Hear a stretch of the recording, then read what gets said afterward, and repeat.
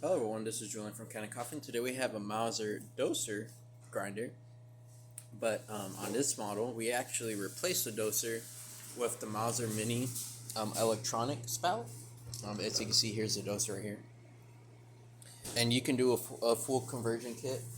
If you were to buy the spout, of course the coffee mesh, and then its gasket, and then also we had to buy a back plate because to cover the motor, since a lot of it's being seen now that the DOSER's gone. But yeah, so we did a full conversion, and then we also replaced the burrs. Here are the older burrs. This is about a 15-year-old grinder, so it definitely needed new burr replacements. Now we're just going to quickly grind some coffee.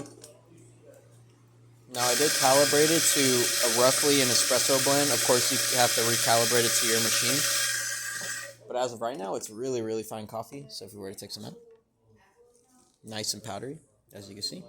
And yeah, that's about it for this repair. If you like this video or any of our other repairs on our channel, leave a like, subscribe, and hit the bell. Thanks for watching.